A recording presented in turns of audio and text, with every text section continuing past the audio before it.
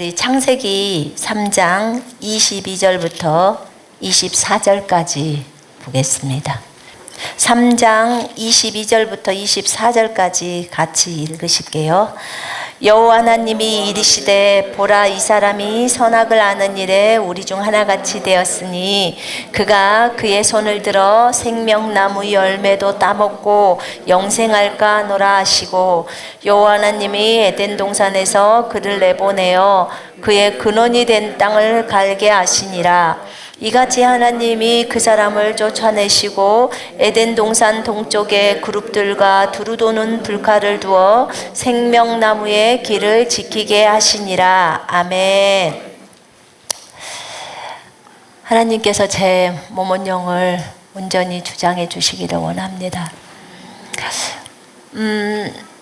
이번 주가 아니고 저번 주였어요. 저번 주에 제가 주만 사랑하라고, 주만 자랑하라고 메시지를 했잖아요. 그러기 전에 주님이 이 생명나무에 대한, 그 2주 전이구나. 생명나무에 대한 메시지를 딱 주셨어요. 그래서 창세기가 나오고, 그러면 창세기 몇 장을 해야 할까요? 그랬는데 이제 창세기 3장이 그 부분을 얘기를 하셨거든요. 근데 이 메시지를 들고, 주님 지금 이거 에덴 동산이거든요. 에덴 동산에 대한 내용이고, 제가 22절부터 24절을 읽어서 어떻게 설교를 해야 되는데요. 제가 어떻게 해야 될지를 모르겠는 거예요. 그래서 지금 제가 이거 어떻게 설교를 해야 될지를 몰라요. 뭘 하라고 하시는 것입니까? 에덴 동산을 설명하래. 에덴 동산을 제가 알아야 설명을 하죠. 에덴 동산이 어딨는데요? 여러분, 에덴 동산이 어디였는지 되게 궁금하죠? 저한테 그거 설명하라는 거예요. 그래, 지금 시간이 필요해요. 지금 시간이 필요해요. 그 다음에 생명나무에 대해서 설명을 해야 되는 부분이 나오는 거예요. 이게 다 우리랑 연관이 있는 거래. 엄마, 이제 차원이 너무 큰 방대한 설교가 되는 거예요. 그래서 주님, 제가 이번 주엔 도저히 이걸 못하겠다고, 시간이 너무 부족하다고, 그리고 제가 묵상을 좀 많이 해야 될 것 같은데, 그러면서 이제 2주를 보내오는데 주님이 이제 알려주시더라고요. 지금 아담과 하와는 에덴 동산에가 있었어요. 그죠? 에덴 동산에 있었어. 나 근데 저번 주부터 느끼는 건, 아니 우리 남편이 오전에 설교를 하는데 남편 메시지하고 오후에 내 메시지하고 왜 이렇게 접히는 부분이 많죠? 갑자기 우리가 지금 굉장히 접히면서 간다는, 그게 하나님의 인도라는 생각이 들어왔어요. 감사하죠. 감사한데. 근데 이제 지금 이 메시지 안에서 이들이 에덴 동산에서 살았어요. 하나님께서 2장에 보니까 아담과 하와가 먼저 아담을 만드시고 에덴 동산에 두셨어요. 에덴 동산의 관리자는 누구였죠? 아담. 아담이 에덴 동산의 관리자라고 나와요. 그래서 에덴 동산의 관리자로 아담이 들어가 있어요. 오늘 목사님이 동쪽에 대한 얘기, 케뎀이라는 그 단어를 얘기해 주셨죠. 예. 그래서 참 하나님 놀라우세요. 이 부분이 저한테 꼭 필요한 부분이었거든요. 근데 이 케뎀에 대해서 저랑 집에서 잠깐 나눴었어요. 근데 에덴의 동편에 동산을 세우세요. 에덴 동편에 동산을 세우세요.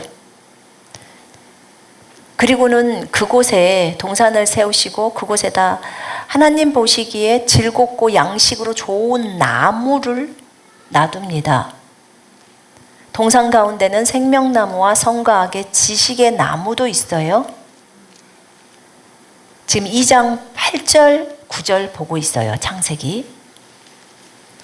이걸 봐야 어디가 에덴 동산인지를 제가 말하려고 하는 거예요. 실질적으로 이 땅에 에덴 동산이 있었으니까.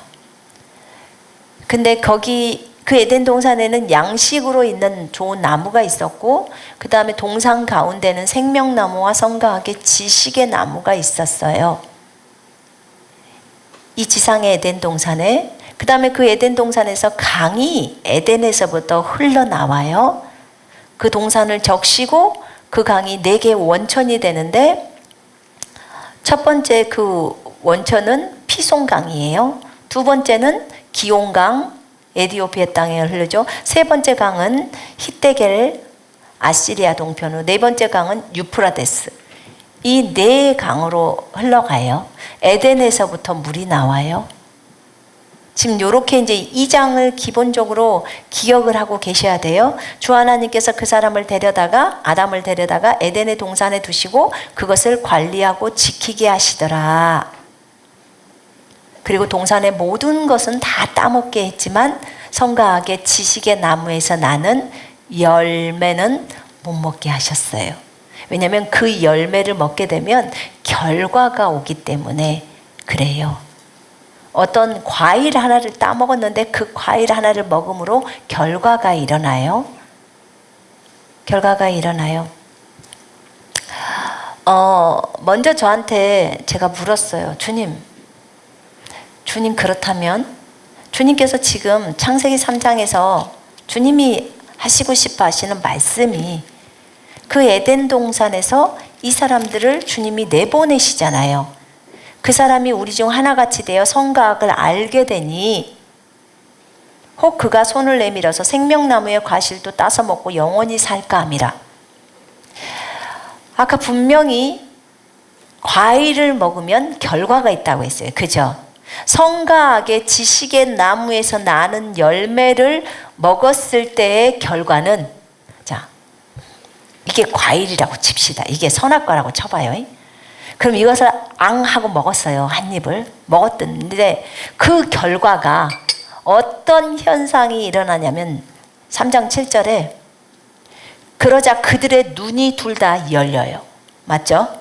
눈이 둘 다 열리고 그들은 자기들이 벌거벗은 줄 알고 무화과 잎을 엮어 자기들의 치마를 만들었어요.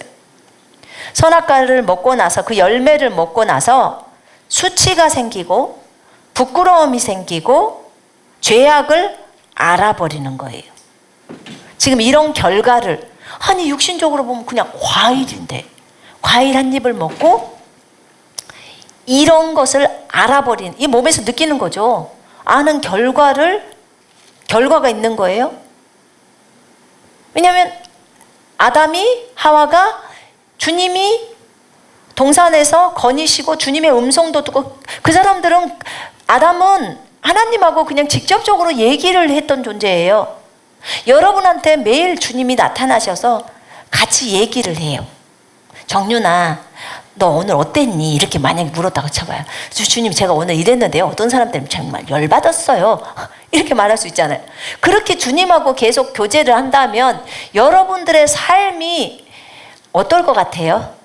아주 기뻐서 팔짝팔짝 뛰겠죠. 뭐든지 그분한테 다 물어보면 되잖아요. 그러니까 아담은 이렇게 살았어요. 그러면서도 전혀 어떤 수치심을 못 느끼고 살았는데, 선과 악의 지식의 나무에서 나는 열매예요. 그 열매를 먹고 나니까 수치스러워서 아담과 그의 아내가 주 하나님의 면전에서 피하여 자신들을 숨겼더라. 그 동산의 나무 사이에 숨긴 거예요. 그래서 너 어딨냐? 아담아 어딨냐? 내가 동산에서 하나님의 음성을 들었으므로 벌거벗었으므로 두려워 숨었나이다. 두려움이 들어오는 거예요. 그 전에 아담에게는 이런 게 있었을까요? 없었어요. 이게 선과 악의 지식의 나무의 열매를 먹었을 때의 결과예요. 몸에서 나오는 반응이에요. 그러면 열매랑 몸하고도 다 관계가 있죠. 그죠? 감정하고도 다 관계가 있죠. 자, 생명나무의 열매를 먹게 되면 어떻게 되는지 보십시다.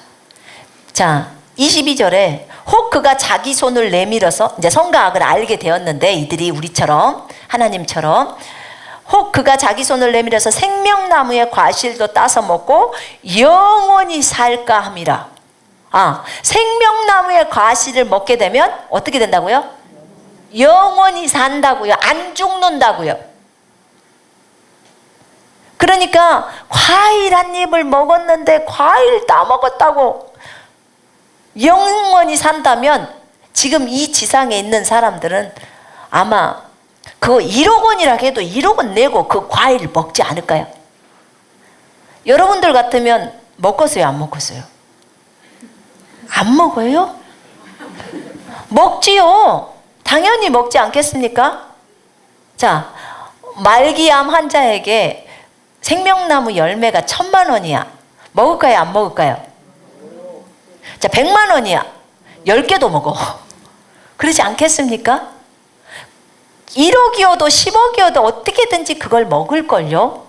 먹으려고 애를 쓸 겁니다. 이렇게 생명나무의 열매를 먹었을 때 영원히 산다는 거예요. 이 열매 하나가. 이게 결과예요. 그럼 이 두 나무가 굉장히 중요한 거잖아요. 그죠? 자, 근데 주님이 그들이 이미 죄의 악을 저지른 상태에서 이 열매를 먹어버리면, 그러면 그들은 이제 죄인으로서 영원히 살면 완전 쓰레기 창고가 되는 거예요. 그럼 지구가 진짜 끝장이 나는 거예요. 그래서 하나님께서 이들을 에덴 동산에서 내보내십니다. 내보내시고 그 다음에 하나님께서 그 사람을 내보내고 나서 동산 동편에다가 그룹들과 두루 도는 불타는 칼을 놓아 생명나무의 길을 지키게 하신 거예요. 생명나무의 열매를 못 따먹게 하는 거예요. 그러면 하나님이 이때는 생명나무의 열매를 못 따먹게 하셨어요. 못 따먹게. 그럼 아담 이후로 혹시 생명나무 열매 따먹었다는 사람 들어봤나요, 여러분? 저도 못 들어봤어요. 근데 성경에 생명나무의 열매를 주어서 먹게 한다는 그 구절이 있어요. 우와, 여기서는 아니 그룹들을 여기다가 에덴 동산 동편에다가 놔두고, 그리고 두루 도는 불칼까지 놔둬갖고 어떻게든지 못 따먹게 하시는 그 하나님께서 생명나무 열매를 따먹게 하는 게 계시록 2장에 나와 있어요. 한번 열어보세요.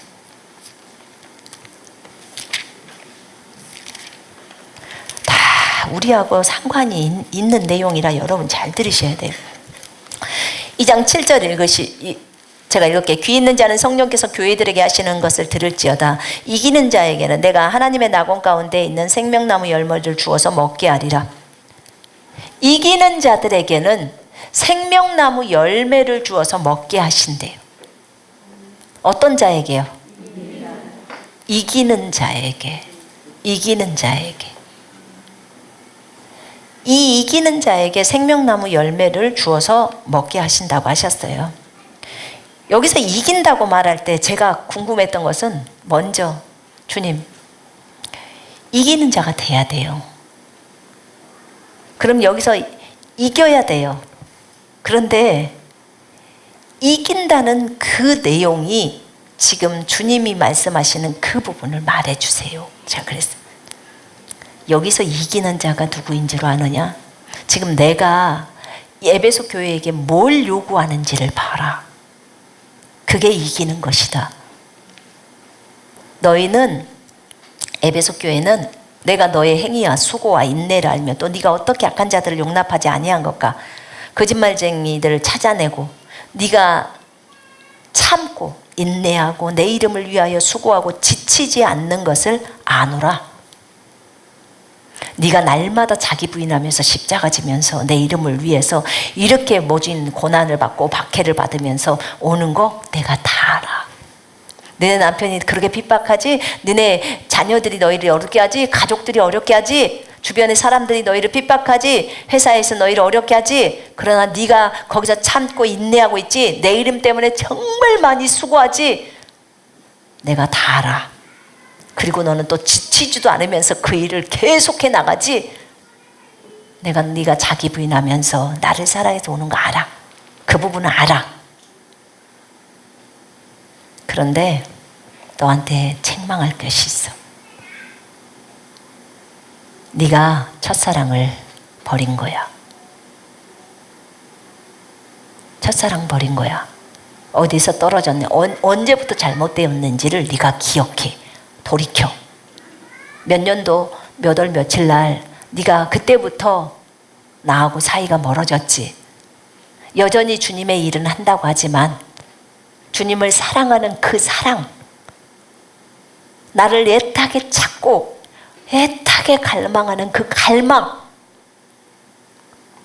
너 그거 다시 돌이켜야 해 라고 하는 거예요. 회개하고 처음 일들, 네가 그렇게 새벽마다 나를 찾았지, 네가 새벽마다 일어나서 나를 알고자 그렇게 성경을 보았지, 너 그거 돌이켜라. 지금 그 얘기. 그렇게 하면 이기는 자가 된대. 그러니까 그 교회에서 지금 에베소 교회에게 주님이 요구하시는 것이 뭐였냐면, 이기는 자가 되면 하늘에 있는 낙원에 있는 생명나무의 열매를 주어서 먹게 한다는 거예요. 제가 주님께 그래서, 주님, 그러면 지금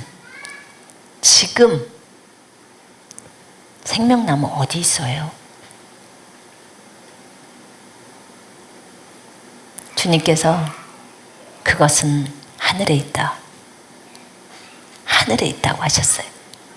자, 여러분 에스겔 28장을 좀 열어볼래요?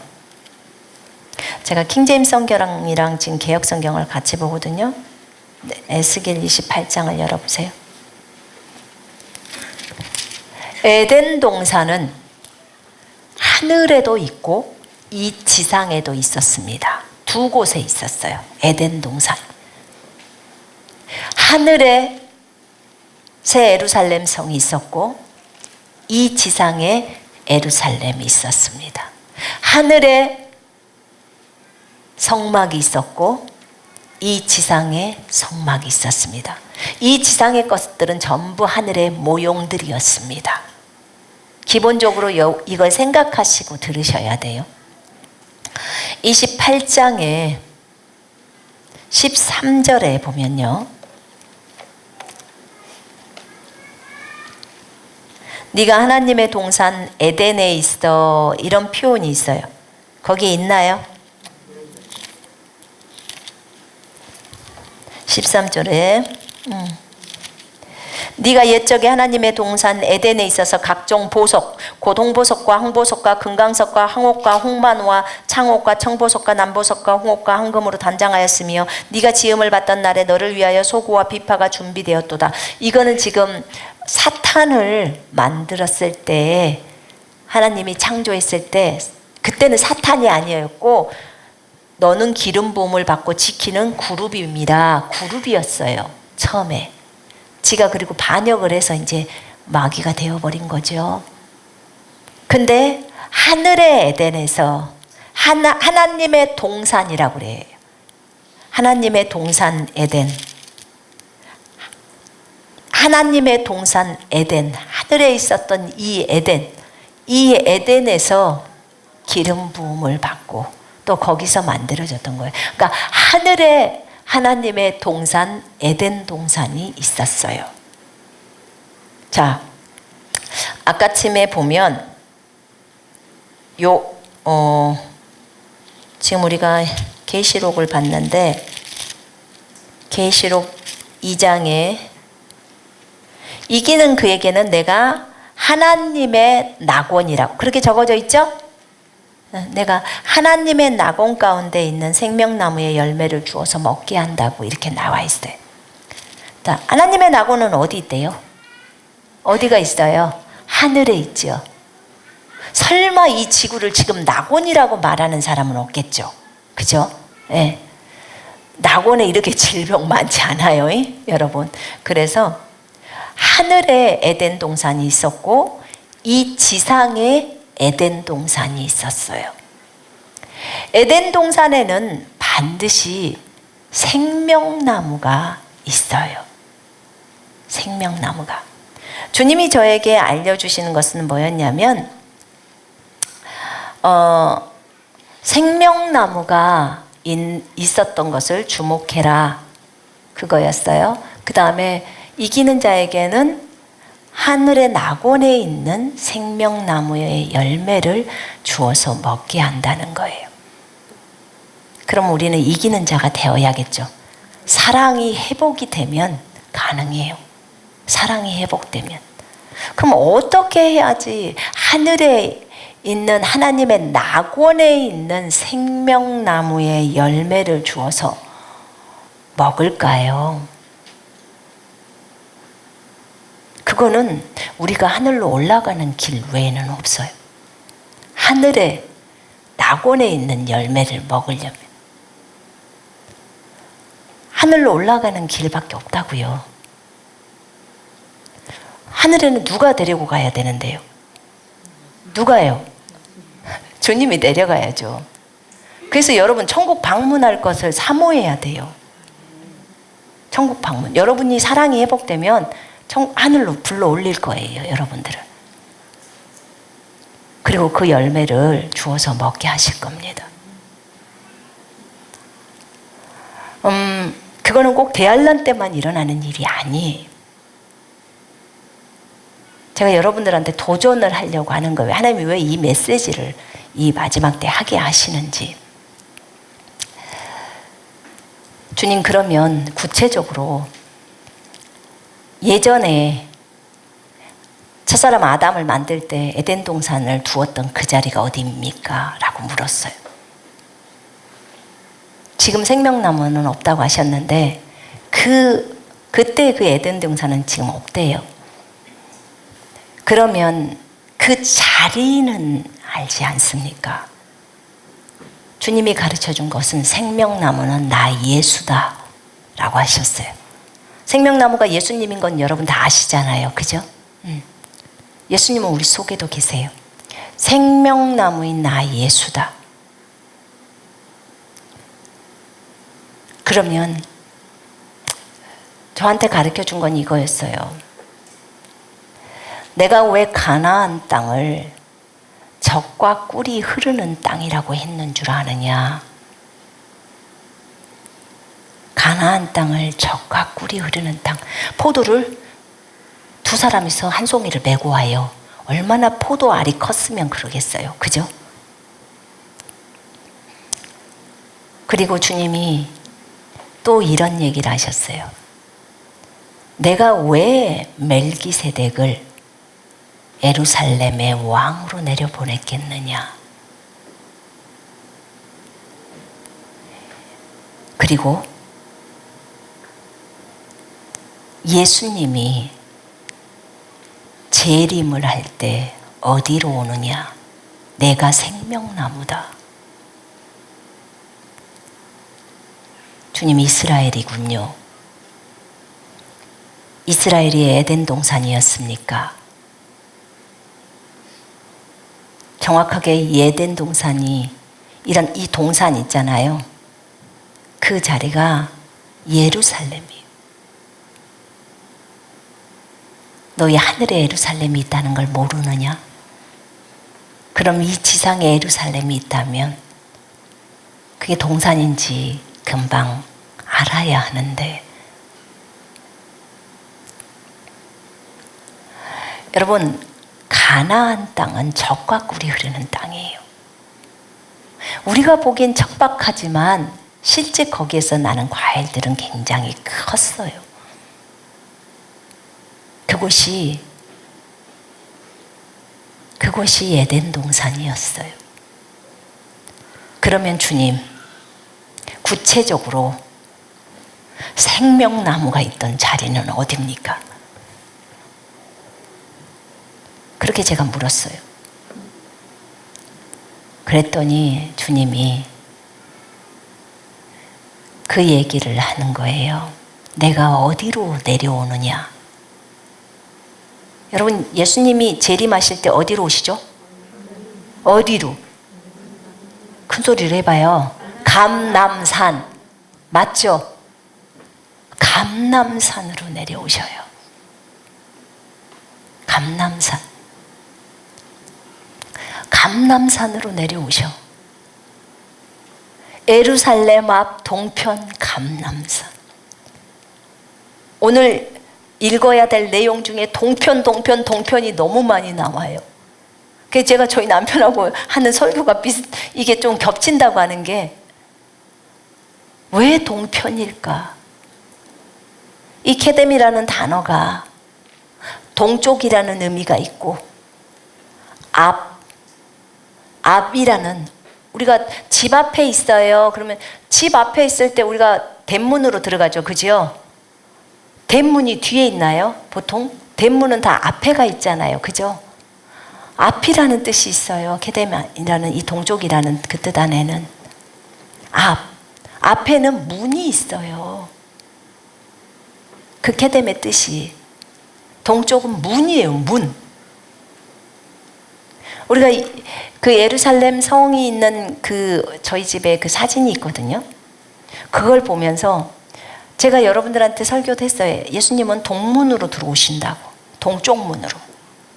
왜냐면 동쪽 문이 그 집에 실제 말하면은 대문이에요. 대문. 동쪽에가 대문이 있는 거예요. 참 놀랍더라고. 성경을 찾아보다 보니까 너무 그 내용들이 많은 거예요. 그렇군요.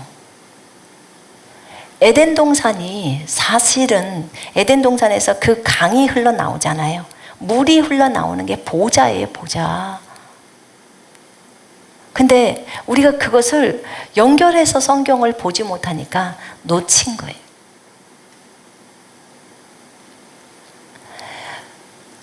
감람산에, 거기 한번 보실까요? 우리가 이제 성경 하나씩 보면서 가십시다.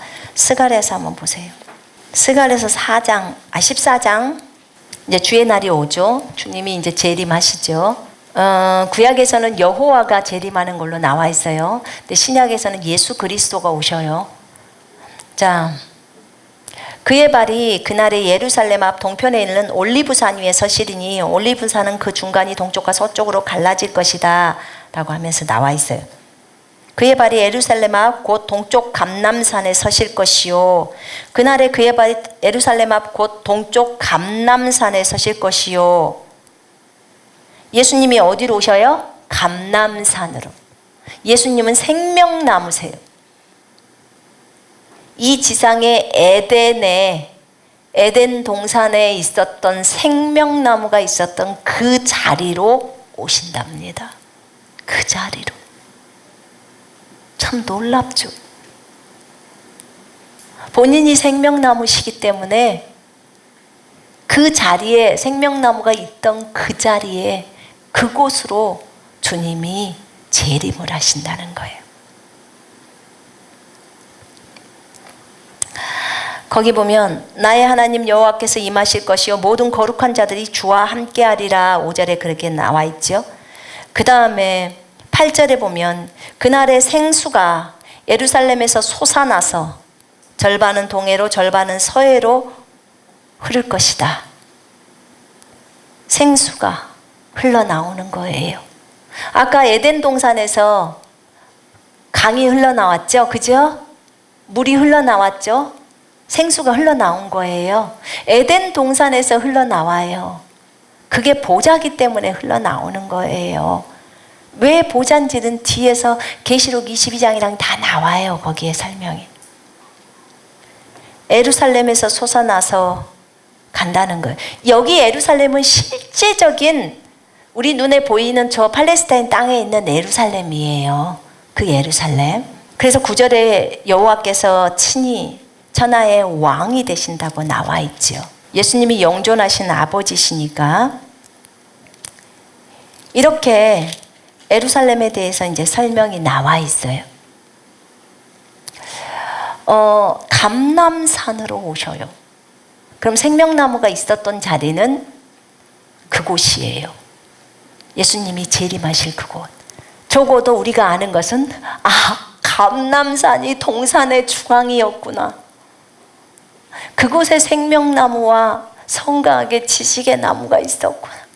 주님, 그러면 그곳은 기름 부음이 엄청 세겠네요. 제가 감람산에서 예루살렘을 바라보면서 많이 울었거든요. 너무 많이 울었는데 이번에 이것을 알고 나니까 너무너무나 감람산이 가고 싶은 거예요. 하나님, 아무래도 제가 이스라엘을 한번 갔다 와야 될 것 같아요. 하나님, 이스라엘을 한번 가야 될 것 같아요. 그때는 거기에 생명나무가 있는지도 모르고 나 감람산 호텔에서 잠잤는데, 감람산 호텔에서 자면서 우리 주님이 여기서 우셨을 텐데, 주님 어디서 우셨나요? 그것만 물어보고 그랬는데, 그리고 그 아침에 그 새벽이죠. 일어나서 예루살렘 그 성을 향해서 손을 뻗고 막 울면서 기도를 했었는데, 정말 너무 감동이에요. 생명나무가 그 감람산에 있었다고 하니까 주님, 저를 지금 데려다 주면 거기서 주님 여기입니까? 아니에요. 그럼 주님 여기입니까? 아니에요. 그럼 주님 여기입니까? 내가 이렇게 다 물어보고 다닐 때, 감람산 안 커요, 여러분. 크지 않아요. 예루살렘 갔다 온 사람은 알아요. 뭐야, 우리가 감람산이 엄청 큰 산인 줄 알았거든요. 큰 산 아니에요. 정말 큰 산 아니에요. 그래서 그러면 조금만 뒤지면은 다, 만약에 알려만 주신다면, 그랬어요. 그랬는데, 그러면 저희 남편이 그러면 내년에 한번 가보든지 그랬어요. 그래서 그때 갑자기 생각이 딱 나요. 그럼 가만히 있어봐. 요즘은 뭐라 그러죠? 뭐 인터넷으로 보는 거 있잖아요. 안 가고도 거기를 컴퓨터로 보면은 그 지형이 나와버린다며요. 막 집도 보이고 막 그런 거. 그렇게 한번 해볼까? 그런 생각도 들었어요. 왜냐면 생명나무가 있었던 자리라고 하니까 얼마나 감동이 큽니까? 여러분이 그 에덴 동산에 그러니까 감람산이 에덴 동산이라는 것을 알았으면 우리가 얼마나 좋았겠어요. 그랬으면은 아마 안 오고 싶지 않았을까? 거기에서 이스라엘을 한번 가면 감동이 엄청 클 것 같아요. 거기가 에덴 동산이고 예루살렘이 에덴 동산이었대요. 그래서 거기에서 동산의 중앙이 그 생명나무가 있던 데가 감람산인 거예요. 그래서 그것을 알고 나니까 너무 큰 기쁨이 제 안에 있었고요. 너무 마음이 애틋했었고, 그래서 내가 감람산에서 자면서 그렇게 그 마음이 흐느꼈었고, 주님에 대한 그 안타까운 마음들도 있었고 그랬었나 봐요. 막 이런 말을 제가 이제 주님께 했었어요. 생명나무가 거기서 있었던 자리이기 때문에. 그렇게 얘기를 이제 말씀을 드렸죠. 우리가 근데 지금 주님이 이제 저한테 하셨던 얘기는, 그것은 이제 그 당시에 생명나무가 있었고 생명나무는 하늘로 올라간 거예요. 옮겨버린 거예요. 그래서 지금은 생명나무가 하늘에 있대요. 그런데 에덴 동산이 회복이 돼 그러시더라고요. 그래서 에덴 동산이 회복돼요, 여러분. 항상 에덴 동산에는 생명나무가 있어야 돼요. 자, 그런데 에덴 동산이 언제 회복이 되냐면 천년 왕국 때 회복이 돼요. 지금 회복되면 겁나게 좋겠죠, 그죠? 그런데 천년 왕국 때 회복이 돼요. 자, 에스겔 47장을 한번 펼쳐봐요. 에덴 동산이 천년 왕국 회복되니까 우리가 거기서 잘 노십시다. 천년 왕국 때. 자, 거기 보세요. 47장 1절부터 좀 보십시다. 47장 1절부터 같이 읽어볼까요? 그가 나를 데리고 성전문에 이르시니 성전의 앞면이 동쪽을 향하였는데 그 문지방 밑에서 물이 나와 동쪽으로 흐르다가 성전 오른쪽 제단 남쪽으로 흘러내리더라. 잠깐만요. 1절 보니까 성전문에 있는데 성전의 앞면이 동쪽을 향해 있어요. 지금 에스겔을 데리고 미래로 온 거예요. 미래로 온 거거든요. 미래로 와가지고 성전으로 데려온 거예요. 지금 천년왕국 때 성전이에요. 성전의 앞면이 동쪽을 향하였는데 성전의 앞면이 어디 쪽이라고요? 동쪽. 그러니까 앞면이라는 이 단어가 동쪽을 얘기하는데 성전에 문이 있는 곳이 동문을 성전 문이라고 하는 거예요. 동쪽. 물이 나와 문지방 밑에서 물이 나와 동쪽으로 흐르다가 성전 오른쪽 대단 남쪽으로 흘러내리더라. 그러면서 그 물이 지금 3절부터 발목에 차고 그 다음에 다시 무릎에 차고 허리에 차고 그 다음에 건너지 못할 강이 되죠. 예, 강이 됩니다. 사람이 능히 건너지 못할 강이 돼요. 이렇게 그 물이 이제 엄청나게 많이 불어나죠. 그런데 7절 보세요. 그 강가로 이제 돌아가게 하시기로 내가 돌아가니 강 좌우편에 나무가 심이 많더라. 나무가 많아요. 아까 창세기 2장 8절에서 나무가 아주 많았죠. 실과를 맺는 나무, 양식이 되는 나무. 그가 내게 이르시되 이 물이 동쪽으로 향하여 흘러 아라바로 내려가서 바다에 이르리니 이 흘러내리는 물로 그 바다의 물이 되살아나리라. 이 강물이 이르는 곳마다 번성하는 모든 생물이 살고 또 고기가 심이 많으리니 이 물이 흘러 들어가므로 바닷물이 되살아나겠고 이 강이 이르는 각처의 모든 것이 살 것이며 또 이 강가에 어부가 설 것이니 엔게디에서부터 엔게디 들어봤죠? 어디에 있어요? 이스라엘에 있는 지형이에요. 엔게디 숲에서 다윗이 숨죠. 예, 이건 지금 실제적인 저 하늘에 있는 게 아니에요. 실제로 천년 왕국 때 일어나 이 땅의 지상에 왕국이 펼쳐지잖아요. 예수님이 왕으로 오시고 재림에서 오실 때 성도들도 같이 와서 이 땅에서 천년 동안 왕노릇을 할 때 그때 세워질 성전이에요. 그리고 그곳이 어디냐고요? 에덴 동산이 되는 거예요. 지금 그걸 설명하려고 하는 거예요. 엔게디에서부터 에네글라임까지 그물 치는 곳이 될 것이라. 그 고기가 각기 종류를 따라 큰 바다의 고기같이 심이 많으려니와 그 진펄과 갯벌은 되살아나지 못하고 소금 땅이 될 것이니라. 강 좌우가에는 각종 먹을 과실 나무가 자라서 그 잎이 시들지 아니하며 열매가 끊이지 아니하고 달마다 새 열매를 맺으리니 그 물이 성소를 통하여 나옴이라. 그 물이 어디에서 나와요? 성소에서 나오죠. 그 열매는 먹을만하고 그 잎사귀는 약 재료가 되리라. 그 열매는 양식이 되고 이렇게 적어져 있어요. 음식이 되고 그 잎사귀는 약 재료가 되리라. 자, 계시록 한번 펼쳐봐요. 어디서 많이 보던 말씀이죠? 계시록 22장 펼쳐봐요. 1절 또 그가 수정같이 맑은 생명수의 강을 내게 보이니 하나님과 및 어린 양의 보호자로부터 나와서 지금 강물이 어디로부터 나와요? 하나님과 어린 양의 보호자로부터 나와서 길 가운데로 흐르더라. 강 좌우에 생명나무가 있어 12가지 열매를 맺되 달마다 그 열매를 맺고 그 나무 잎사귀들은 만국을 치료하기 위하여 있더라. 지금 이해되시죠? 이 나무가 생명나무예요. 그리고 만국을 사람들을 치유해요. 그래서 생명나무는 기본적으로 생명나무도 우리에게 양식이 되죠. 생명나무이신 예수님이 우리에게 양식이 되시죠.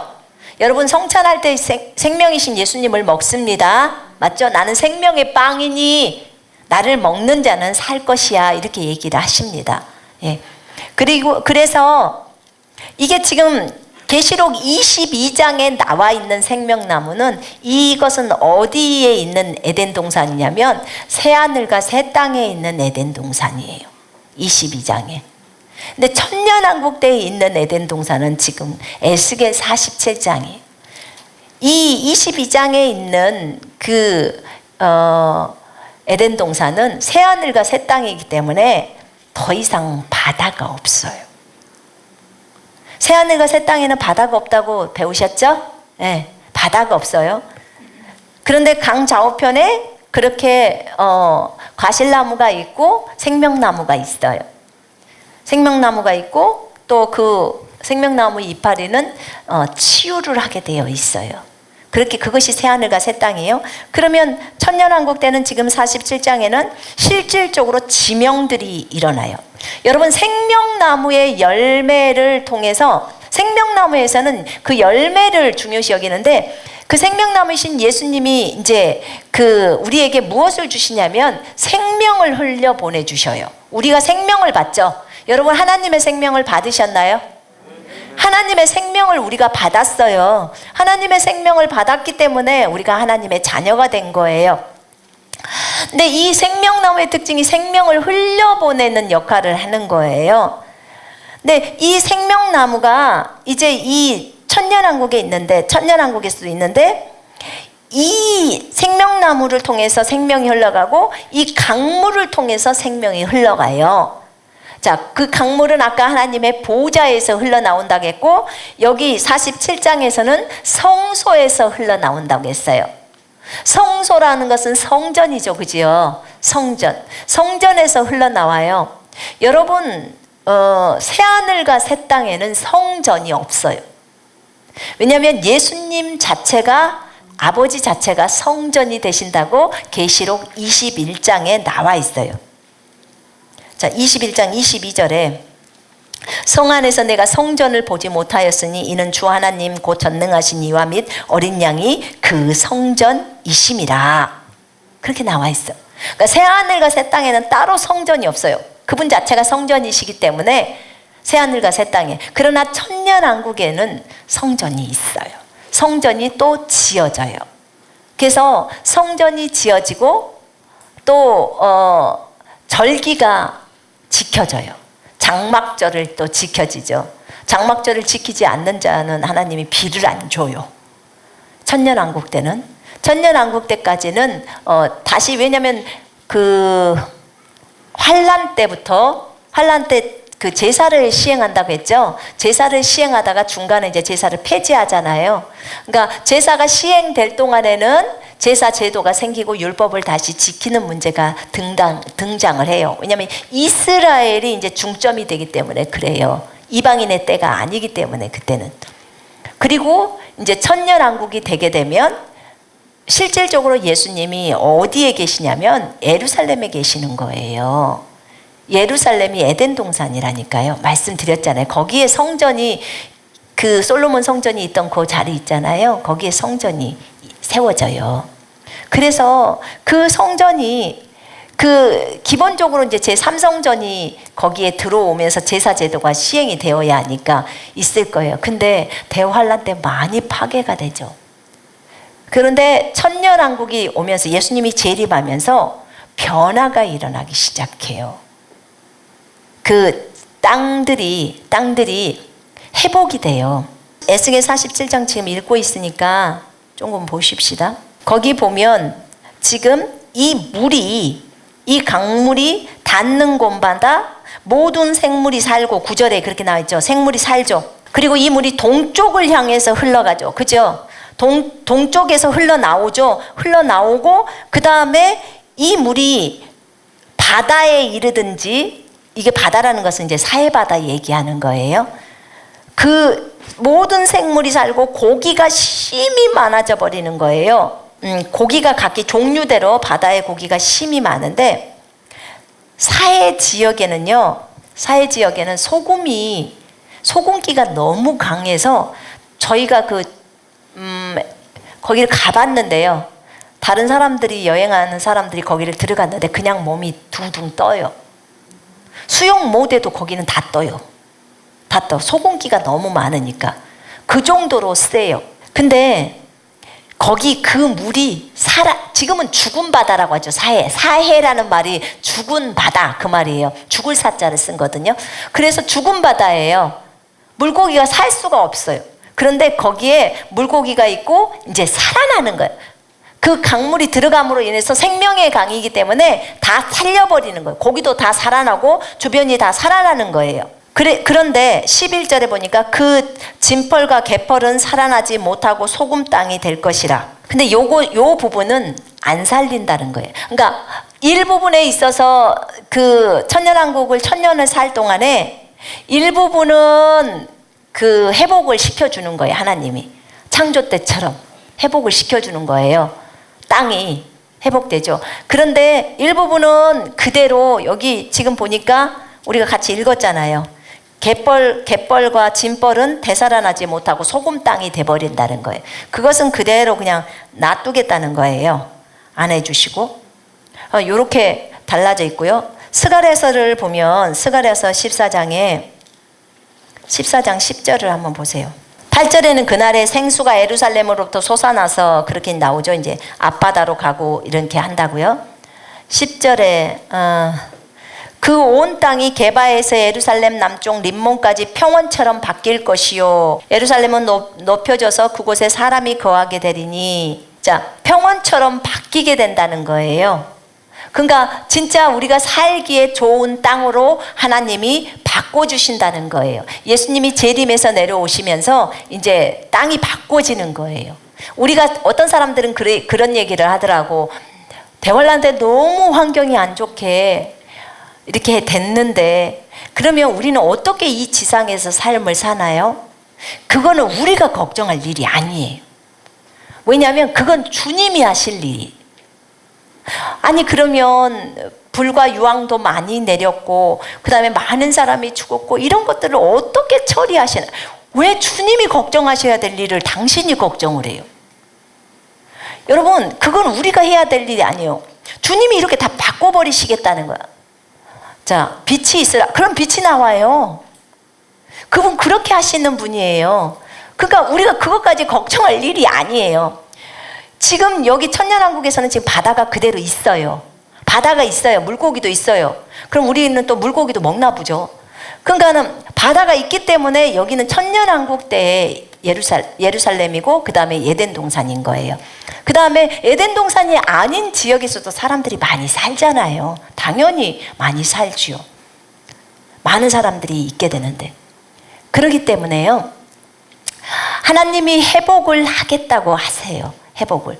천년왕국 때의 그 삶에 대해서 이사야 11장에 펼쳐보면요. 한번 11장 열어보실래요? 이사야. 우리에게 주님이 소망을 많이 주고 싶어 하세요. 자, 대환란 때 후 3년 반에 자, 살아남고 있어요. 굉장히 어려운 가운데 있어요. 이제 몇 개월만 버티면 우리는 몇 개월 수는 알잖아요. 한 달이 지났어, 2달이 지났어, 이거는. 자, 한 서너 달이 남았어. 그때 우리의 소망은 무엇일까요? 만약에 우리 살아있다 그러면 4달만 버티면 된다. 그러지 않겠어요? 4달이 남아있으면 4달만 버티면 된다. 이제는 새로운 왕국이 온다. 우리 주님이 내려오신다. 그러지 않겠습니까? 그리고 우리는 천년왕국으로 들어간다. 그리고 주님과 아름답게 살 것이다. 이걸 생각하지 않겠습니까? 전 생각할 거라고 생각해요. 그러니까 11장 보세요. 11장 내용이 예수님의 다스림이에요. 자, 예수님에게 이제 그 7영에 대한 내용이 나오고요. 3절에 그가 여호와를 경외함으로 예수님이요. 여호와를 경외함으로 거기 강림하시리니 나오죠. 여호와를 경외하는 영이 강림하시리니 그가 여호와를 경외함으로 즐거움을 삼을 것이며 그의 눈에 보이는 대로 심판하지 아니하며 그의 귀에 들리는 대로 판단하지 아니하며 공의로 가난한 자를 심판하며 정직으로 세상에 겸손한 자를 판단할 것이며 그의 입에 막대기로 세상을 치며 그의 입술의 기운으로 악인을 죽일 것이며 공의로 그의 허리띠를 삼으며 성실로 그의 몸에 띠를 삼으리라. 이게 지금 천년왕국에서 이루어질 일들이에요. 그때 이리가 어린 양과 함께 살며 표범이 어린 염소와 함께 누우며 송아지와 어린 사자와 살찐 짐승이 함께 있어 어린 아이에게 끌리며. 어린 아이들 말을 다 들어요, 안 들어요? 사자가 어린아이가요, 지금 여호수아가 3살이지. 여호수아가 사자를 끌고 가요. 태희가 사자를 이렇게 끌고 가는 거예요. 은총이가 이렇게 사자를 끌고 가는 거예요. 그러면 말 들어요. 만물이 다 사람에게 복종해요. 만물이 사람에게 복종해요. 이때는 수동이 아니고요. 믿음으로 복종시키는 게 아니라 자동이에요. 자동. 그래서 이 시기가 오는 거예요. 육식동물, 초식동물 지금 같이 살아요. 암소와 곰이 함께 먹으며 그것들의 새끼가 함께 엎드리며 사자가 소처럼 풀을 먹을 것이며 젖먹는 아이가 독사의 구멍에서 장난하며 젖된 어린아이가 독사의 굴에 손을 넣을 것이라. 내 거룩한 삶 모든 곳에서 해됨도 없고 상함도 없을 것이니 이는 물이 바다를 덮은 같이 여호와를 아는 지식이 세상에 충만할 것임이니라. 놀랍죠? 이런 시기가 와요. 다 피조물들이 공존하면서 살아요. 그 다음에 진짜 사람에게 복종하는 이런 왕국, 천년왕국, 메시아이신 예수 그리스도가 왕이신 왕국. 이렇게 아름다운 왕국에서 동물들이 이제는 까불지 말아야 돼. 그죠? 전부 말을 잘 들어야 돼. 요즘은 비둘기도 말 안 들어. 안 도망가. 차가 와도 저거 깔려 죽으면 어쩌려고 저럴까? 안 도망가. 그래서요, 이렇게 천년왕국에서는 이렇게 모든 피조물들이 정말 사람들의 말을 들으면서 또 우리는 다스리는 왕으로서 살아갈 수 있죠. 이렇게 아름답게 주님이 다시 회복을 시켜요. 정말 제가 과거에 이 에덴 동산을 한번 생각해 보면서 와, 지금 그 에덴 동산에서 살면 얼마나 좋을까. 먹고 싶은 실컷 과일 따먹고, 그죠? 그래서 아침이면 그냥 그 동산을 거닐면서 그 좋은 주님하고 목소리를 직접 들으면서 그분하고 교제를 하고 얼마나 행복할까. 네, 정말 행복할 것 같아요. 너무나. 근데 그 시기가 와요. 근데 천년왕국에서는요, 이 에덴 동산에서 살면서도 우리는 선과 악을 다 알고 있는 존재로 살아가요. 그러면 과거에 아담하고 우리의 다른 모습이겠죠. 그죠? 근데요, 날아다니는 건 똑같아.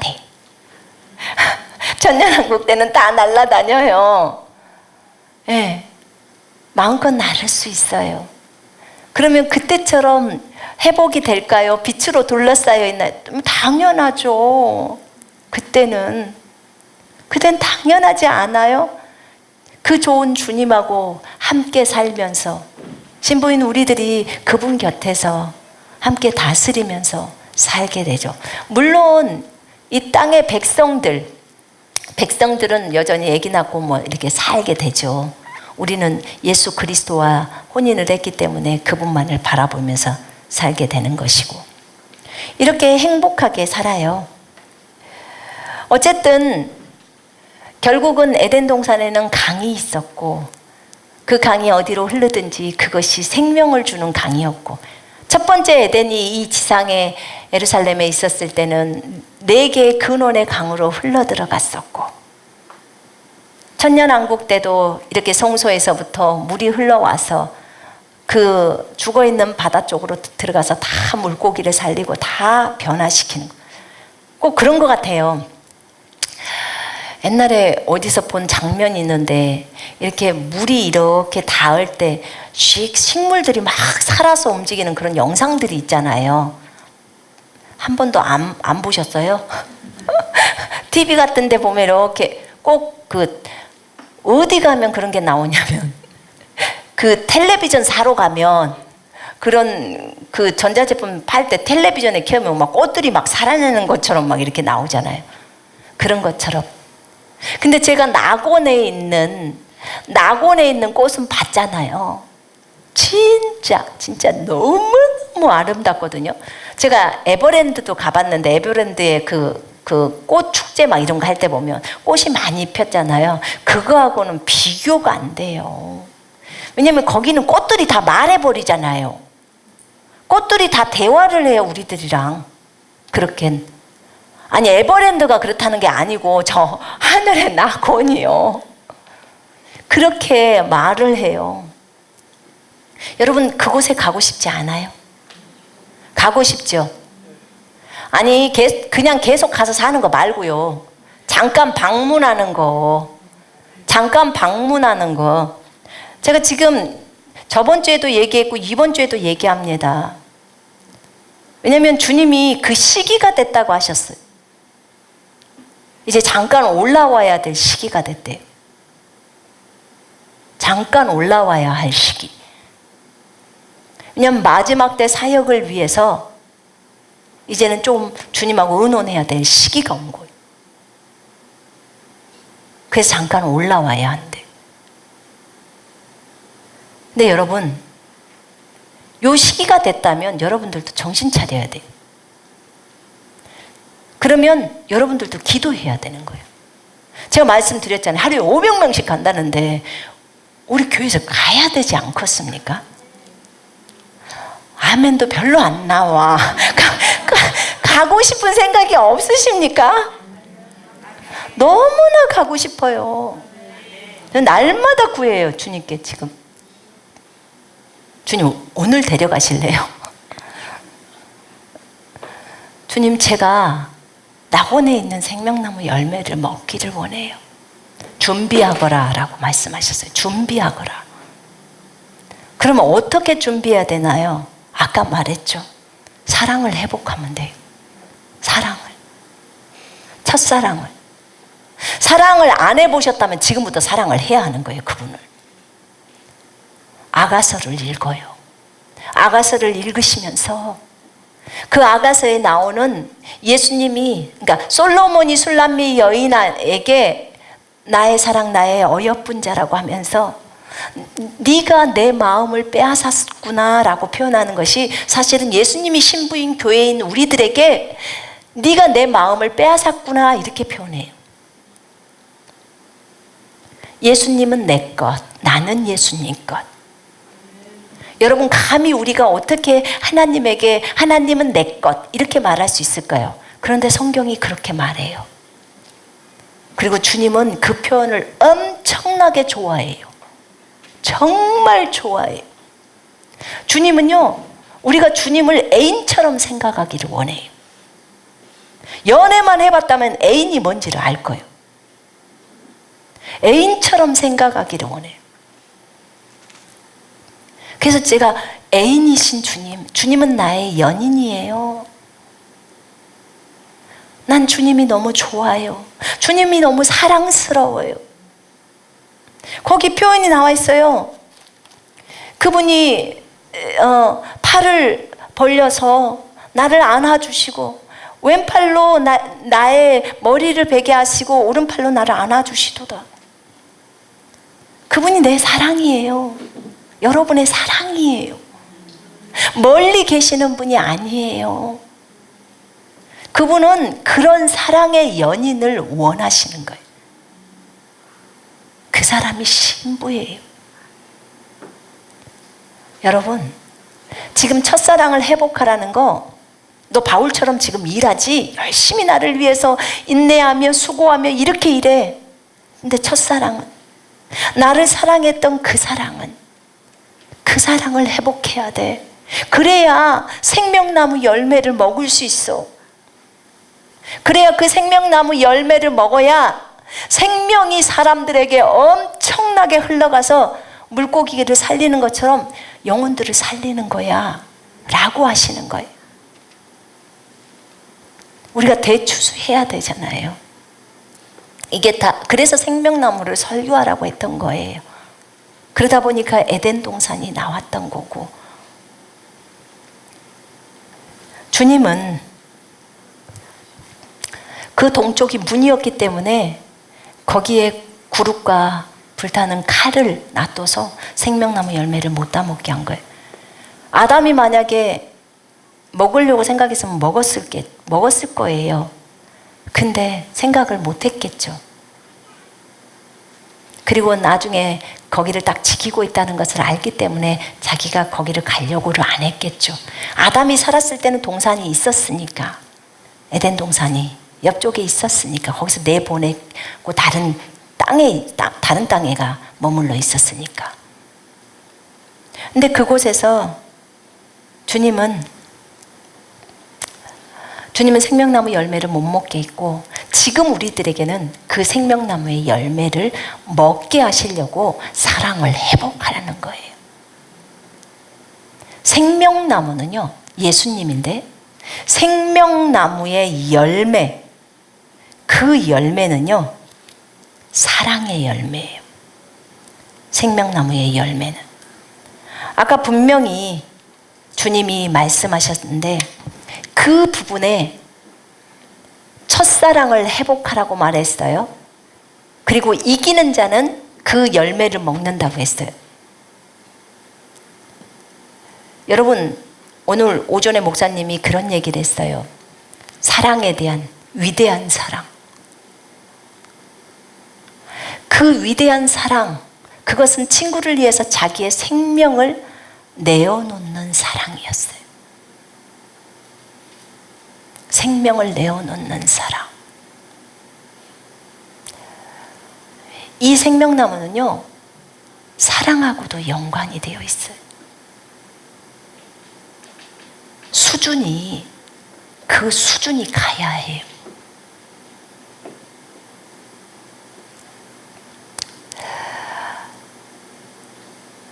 제가 중국에서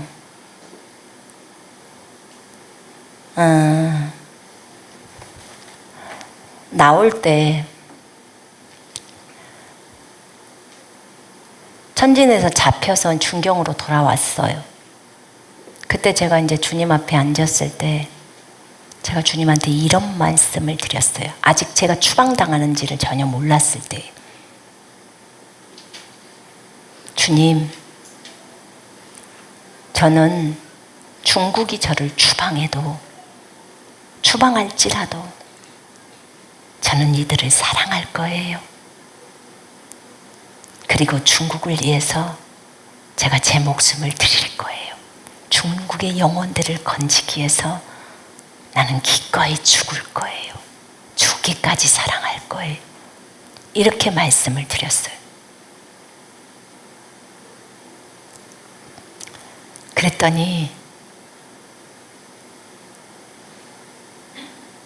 그리고 나서 제가 한국에 나왔어요. 나왔는데 못 들어간 거예요. 그리고 나는 추방을 당한 거예요. 나올 때까지도 제가 추방당한지를 전혀 몰랐어요. 어느 날 20간지 21간지를 제가 군사훈련을, 그러니까 보세요. 제가 언제 깨달았는지를 보세요. 20간지 21간지를 딱 듣는데, 제 것을 제가 들었어요. 듣는데 너는 중국 사역이 끝나서 나온 거야, 이렇게 딱 말씀해서 깜짝 놀랐어요. 제가. 네? 주님, 이게 무슨 말이에요? 그랬더니 너희들에게 내가 환상 많이 보여줬지. 그랬죠. 그거 안 이루어진 상태에서 나왔지. 네. 그래서 저희는 중국에 다시 가야 되지 않을까요? 가야 한다고 생각합니다.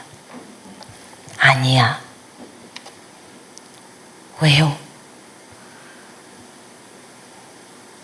너는 사랑 때문에 통과가 되어버린 거야.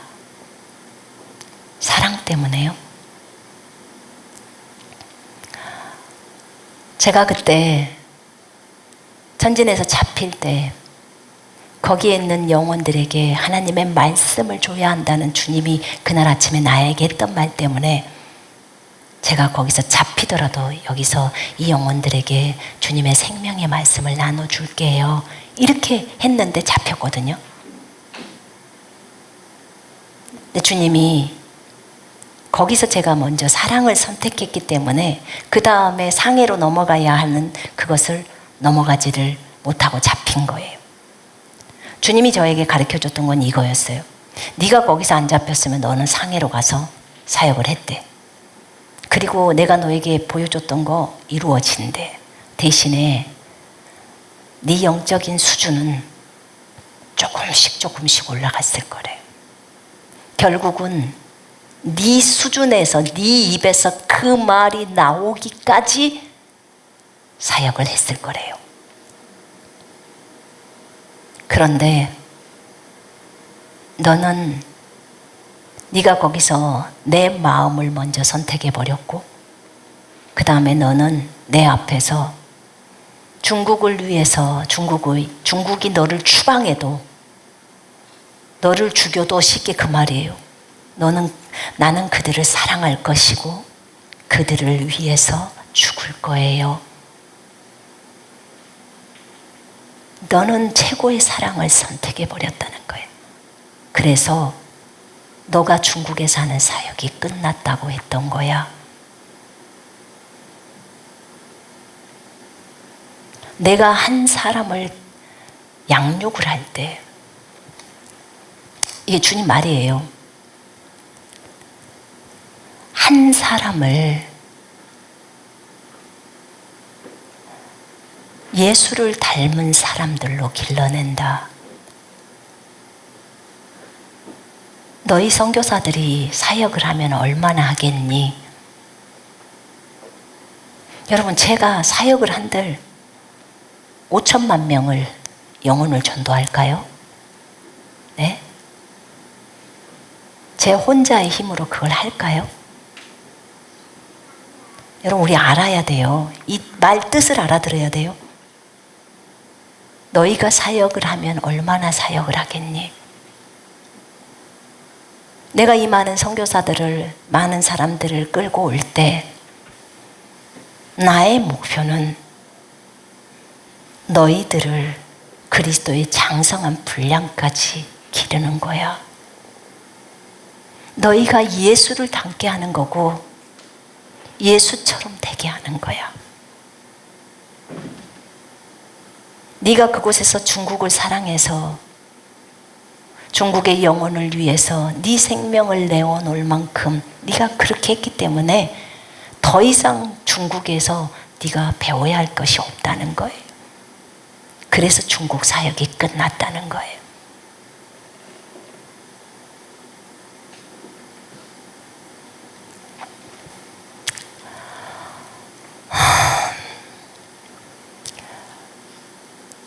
이 말을 들으면서 제가 많이 울었어요.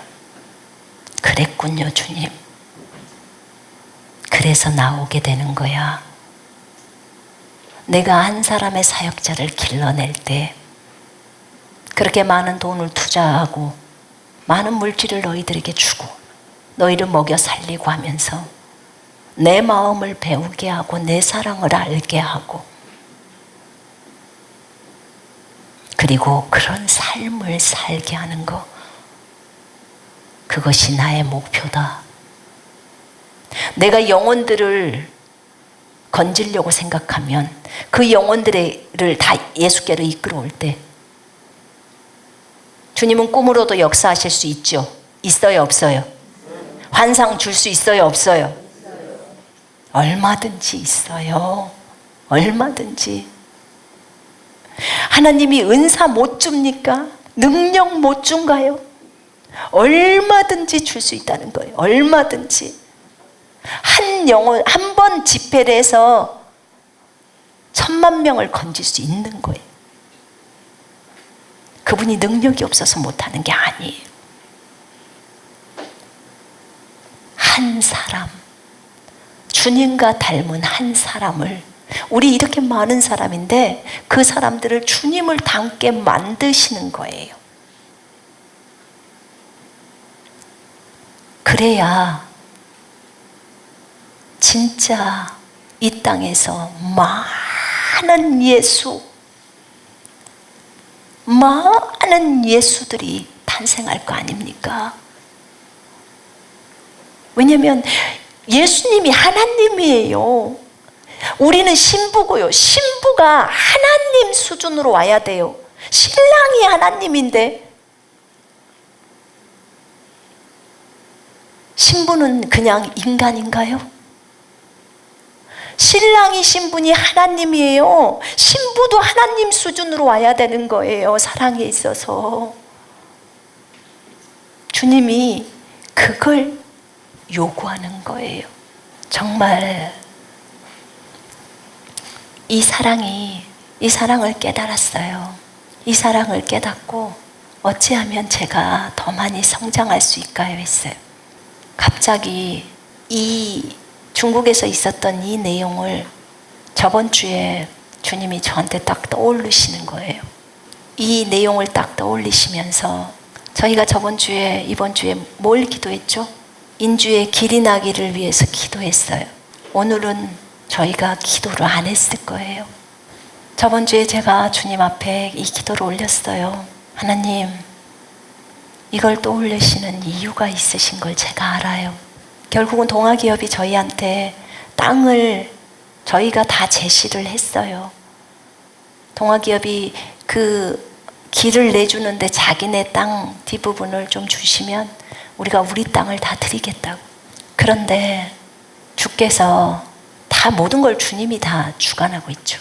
주님 앞에 내가 그렇게 기도를 했어요.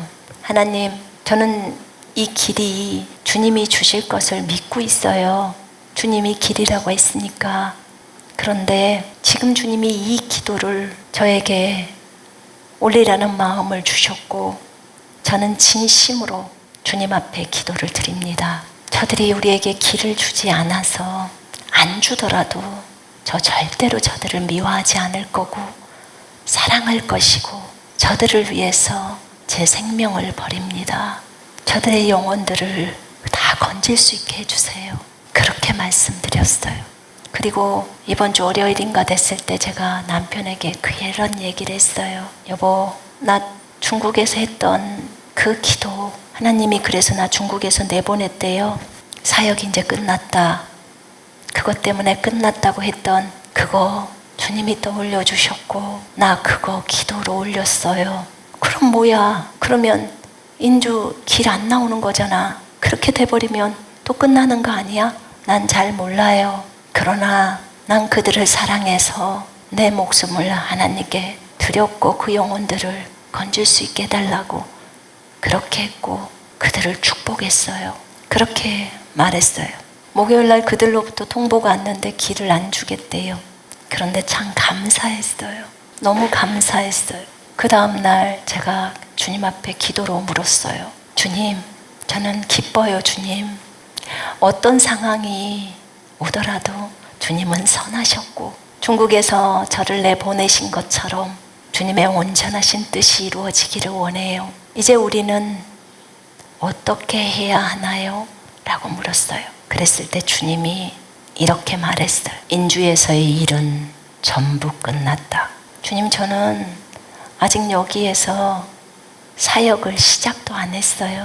사역을 하고 안 하고가 중요한 게 아니야. 내가 너에게 말했지. 사랑의 부분이 오면 끝이라고. 너는 이미 그들을 위해 생명을 주었어. 너희는 통과가 된 거야. 수원으로 다시 올라가라. 수원에서부터 대추수가 시작된다. 이게 제가 받은 거예요. 하나님께서 말씀하셨어요. 나중에 그 3,400평 땅은 주님이 숨겨놔서 나중에 쓰시겠대요. 그게 여호와의 땅이기 때문에 보호처로 쓰시려나 보더라고요. 하나님께 감사했어요. 하나의 원망도 하지 않았어요. 불평도 하지 않았어요. 내가 너희들에게 멋진 곳을 선물할 거야.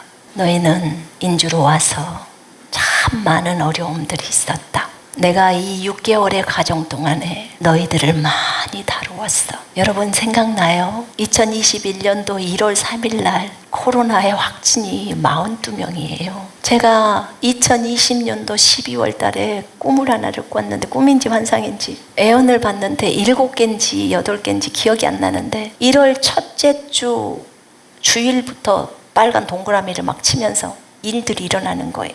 폭풍이에요. 저한테는. 도대체 어떤 일들이 일어나려고 이럴까? 그 첫 번째 주일날이었어요. 그때 제가 코로나 확진을 받았어요. 코로나 터졌죠. 제자들 다 흩었죠. 미라클 학교를 없애버렸어요.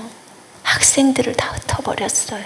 학교를 흩기가 여러분 쉽습니까? 주님의 명령대로 가는 거예요. 네 번째는 저희 남편이 아프게 됐잖아요. 다섯 번째는 제가 구급차를 4번을 타게 된 사건이에요. 죽음의 관문을 넘는 거예요. 다 인주에서 일어난 일들이. 여섯 번째는 저희 엄마가 소천하시고, 일곱 번째는 이 인주 사역의 길이었어요. 이제 다 끝났다. 이 6개월의 과정 동안 너희는 반드시 배웠어야 한다. 너희 자신, 너희의 생명조차를 다 내리는 거, 기꺼이 너희의 생명조차를 드리는 거. 마지막 관문을 통과하면서 그 생명을 주님께 드렸잖아요. 그곳에서 잊어버리지 못할 것 같아요. 주님이 그렇게 말씀했어요. 너는 다 순종했다. 내가 이렇게 말하면 이렇게 순종하고, 저렇게 말하면 저렇게 순종하고. 여러분, 이제 이 추수를 해야 하기 때문에 이 6개월에 폭풍이 있었다고 하셨어요. 이 과정 속에서 다 내려버리게 하고 올 하반기부터는 추수가 있잖아요. 그것이 준비였던 거예요. 여러분, 아직도 재산이나 재물에 대해서 욕심이 있으십니까? 여러분의 생명에 대해서 욕심이 있으십니까? 하나님께 감사해요. 여러분들 많이 다 내려놓으셨을 거예요. 전부 다 주님 거예요. 골로새 3장 보니까 예수님이 나의 전부라고 나와요. 너의 모습 그대로, 그 찬송 있죠?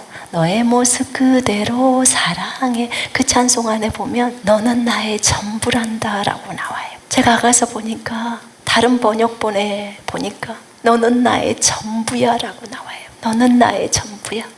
주님이 나에게 전부죠. 근데 주님도 저에게 너는 나의 전부야 라고 고백해요. 여러분이 주님 앞에 생명을 드리면 여러분에게 있어 주님은 전부고, 주님에게 있어서 여러분이 전부인 거예요. 주님이 원하는 것은 이런 연합이에요. 이런 하나됨이. 누구에 대한 원망불평함도 없고, 왜냐하면 그들이 다 소중한 사람들이고 그들을 위해서 생명을 내어놓으려고 하는 그 마음, 주님이 그걸 보는 거예요. 참으로 놀라웠어요. 주님, 제가 무엇이라고 이것을 경험하게 하십니까? 계속해서 너는 사랑을 선택하면서 그렇게 가야 한다고 하셨어요. 여러분, 오늘 목사님 얘기한 것처럼 동에서 서로 가야 돼요. 이제 우리는 그리스도의 군사들로 서서 예루살렘을 향해서 가야 합니다. 예수님은 예루살렘으로 오셔요. 그리고 예루살렘이 에덴 동산이라고 말했고요. 생명나무이신 주님이 그곳으로 오십니다. 우리는 생명나무이신 주님께 충성을 맹세한 자들이에요. 목숨을 드리기로 헌신한 자들이에요. 맞습니까? 하나님이 우리를 어떻게 인도하실지 정말 기대가 돼요. 사실 이 부분은 제가 다음 주에 설교를 하려고 했어요. 근데 주님이 하라고 해서 제가 하는 거예요. 위대한 사랑, 오직 우리는 예수 그리스도만 자랑해요. 그분이 우리를 그렇게 만들어가요. 삶 속에서 우리를 그렇게 만들어가요. 여러분, 저는 이게 큰 길이라고 봐요. 아주 좁은 길이 큰 길이라고 봐요. 주님을 따라가는 길이 큰 길인 거예요. 우리를 들어 쓰셔서 우리를 어떤 한 영혼을 위해서 죽게 하실지는 모르겠지만 기꺼이 그렇게 내려놓는 사랑이 참으로 우리가 예수님에게 배운 사랑이에요. 생명나무이신 예수 그리스도, 그분으로부터 그분이 주신 열매, 사실 그분 자신이겠죠. 그분을 많이 먹고 싶은 거, 하나님의 말씀을 많이 먹는 것도 맞는 말이고 맞죠? 성찬을 통해서도, 성찬을 먹는 것도 주님을 먹는 것이고, 말씀을 먹는 것도 주님을 먹는 것이고. 그런데 주님이 이제 시즌이 다 됐대요. 이제 올라와서 생명나무 열매를 먹어야 할 시기가 된 거래요. 우리 이거 위해 기도하십시다. 여러분, 올라가십시다. 가서 먹고 와서 그 생명을 많이 나눠주십시다. 그래야 되지 않을까요? 꼭 저만 가야 돼요. 난 여러분들 모두가 갔으면 좋겠어요. 하루에 500명씩 간다는데 우리가 그들의 대열에 들어야 되지 않겠습니까? 또 우리는 마지막 때 죽기로 작정하고 헌신된 자들이잖아요. 호수아비 군대들이잖아요. 주님의 군대, 예수만 좋아하는 군대. 아멘. 그래서 여러분들 이것을 놓고 기도하십시다. 사랑을 회복하십시다. 아멘. 그리고 그분께 많이 고백하세요. 사랑한다고. 주님은 나의 사랑이에요. 나의 애인이에요. 나의 연인이에요. 내 안에 숨겨놓으신 분. 남편이 여러분들 많이 사랑 안 해주십니까? 신경 쓰지 마세요. 우리 안에 계신 분이 많이 사랑해주고 있어요. 그렇죠? 남편이 없으십니까? 신경 쓰지 마세요. 일단 그분한테 꽂히면 돼요. 그죠? 그 예수님께, 그 예수님과 사랑을 속삭이면 돼요. 그분이 여러분들을 인도하셔요. 거룩으로 인도하십니다. 우리는 그분의 신부예요. 신부는 오직 신랑의 말만 들어요. 신랑의 말만. 신랑이 일로 가라 하면 일로 가고 절로 가라 하면 절로 가고 신랑께 고정하면서 갔으면 좋겠어요. 생명나무이신 그분 주님께. 기회가 된다면 여러분과 같이 예루살렘에 다시 가고 싶고 감람산에도 꼭 가보고 싶어요. 그러나 더 원하는 게 있어요. 그건 조금 원하는 거고 더 원하는 것은 저 하늘로 가는 거예요. 생명나무이신 예수 그리스도가 계신 그곳. 그곳에 나만 가고 싶은 것이 아니고 여러분들하고 같이 가고 싶다고요. 그럼 제가 먼저 가고 여러분이 나중에 올래요? 어쨌든 매일 구하십시다. 아멘. 그렇게 할 때 하나님이 우리를 아름답게 인도하실 것이고 예수 그리스도를 위해서 죽기를 각오하십시다. 아멘. 어차피 한 번 죽을 목숨 주님을 위해서 죽기를 각오하면 돼요. 그럴 때 우리가 아름다운 순교의 또 신부가 되지 않겠습니까? 여러분들 모두를 주님의 이름으로 축복합니다. 제가 기도합니다.